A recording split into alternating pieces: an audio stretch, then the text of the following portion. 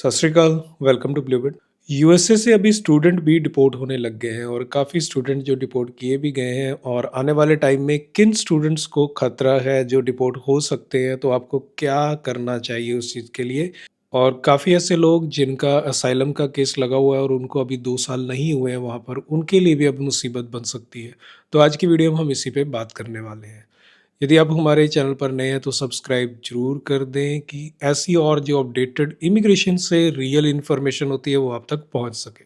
USA में आज की डेट में स्टूडेंट के लिए चैलेंज बन गया है। स्टूडेंट के लिए सबसे बड़ा चैलेंज ये है कि वो वहाँ पर काम करने के लिए अलाउ नहीं है। जैसे कि यूएस किसी को भी वीज़ा देता है तो स्टूडेंट वीज़ा जो होता है 5 ईयर का वीज़ा है, उसमें उनको काम अलाउ नहीं है।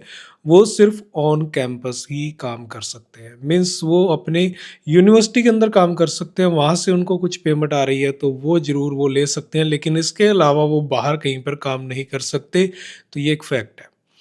तो ऐसे स्टूडेंट जो काम कर रहे थे और जिनके अकाउंट में पेमेंट आ रही थी, तो ऐसी जो जांच अब हो रही है, कोई भी स्टूडेंट जो इमिग्रेशन के हाथ में आ रहा है या फिर आईसी के हाथ में आ रहा है, या फिर कुछ स्टूडेंट ऐसे भी हैं जो इंडिया में आए हुए हैं और वो वापस ट्रैवल कर रहे हैं यूएस के अंदर, तो वहाँ पर उनसे क्वेश्चनिंग हो रही है। और यदि वो वहाँ पे और क्वेश्चनिंग के टाइम पे यदि इमिग्रेशन के रिकॉर्ड में आता है कि उन्होंने वहाँ पे काम किया हुआ है, तो उनको डिपोर्ट किया जा सकता है। ऐसा ही रिसेंट एक केस आया है जिसमें उनको डिपोर्ट कर दिया गया यूएसए से, क्योंकि वो वहाँ पर काम कर रहे थे। और इसका प्रूफ उनको मिला बैंक स्टेटमेंट से, क्योंकि इमिग्रेशन ऑफिसर ने जो बॉर्डर कंट्रोल पे था उसने वहीं पर ही वहाँ पे उनकी इंस्पेक्शन की, उनके अकाउंट डिटेल्स चेक किए और उसमें जो पेमेंट्स आई हुई थी उन पे डाउट हुआ कि ये पेमेंट किस चीज़ की है। तो वो जो पेमेंट आ रही थी वो एम्प्लॉयर की तरफ से आ रही थी, यानी यहाँ पे वो काम कर रहे थे, उन्होंने अकाउंट में पेमेंट डाल दी थी।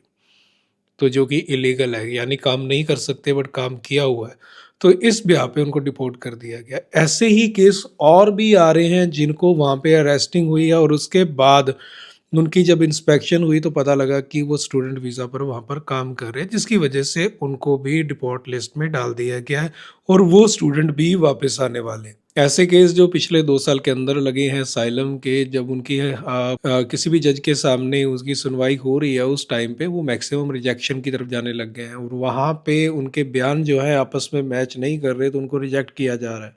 तो मैंने लास्ट भी एक वीडियो में बताया था कि ये प्रॉब्लम सिर्फ उन लोगों के लिए नहीं आने वाली जिनके पास डॉक्यूमेंट नहीं है या फिर जिनके क्राइम जो रिकॉर्ड नहीं है। अब ये प्रॉब्लम उन सब लोगों के लिए आएगी जिनका अभी रिसेंट में गए, जिनको प्रॉपर डॉक्यूमेंट नहीं मिले हैं और साथ में उनके जो प्रॉपर प्रूफ नहीं है उनके पास असाइलम के लिए, तो उनके लिए सबसे बड़ी प्रॉब्लम अब आने वाली है आने वाले टाइम में।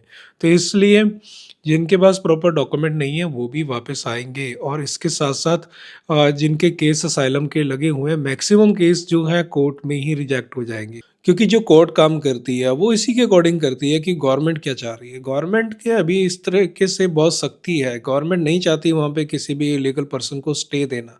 तो ऑब्वियसली जो जज है या फिर जो भी जुडिशियल है वो उसका जो है पॉजिटिव रिस्पॉन्स आज की डेट में तो नहीं देने वाले। तो इसलिए जिनके केस अंडर ट्रायल चल रहे हैं या अंडर प्रोसेस है, तो उनके लिए भी बड़ी प्रॉब्लम बन सकती है और ये आने वाले टाइम में उनके लिए और भी बड़ी प्रॉब्लम बन जाएगी।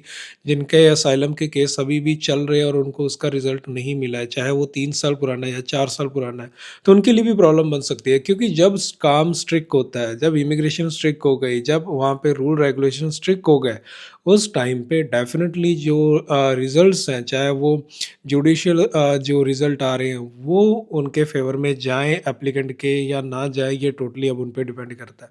तो इसमें मैक्सिमम केसेस में ये रिजेक्शन देखने को मिल सकती है। तो अभी मेरी राय यही है कि जो स्टूडेंट वहाँ पे अभी है तो वो अभी काम पर ना जाएँ, बिल्कुल भी ना जाएँ। यदि वो काम पर पकड़े गए तो उनको डेफ़िनेटली वहाँ से डिपोर्ट कर दिया जाएगा, तो काम पर तो बिल्कुल भी ना जाएँ। और यदि काम कर भी रहे हैं तो उसकी पेमेंट जो है अपने अकाउंट में तो बिल्कुल भी ना लें। तो ये एक बड़ी प्रॉब्लम वहाँ पे बन सकती है।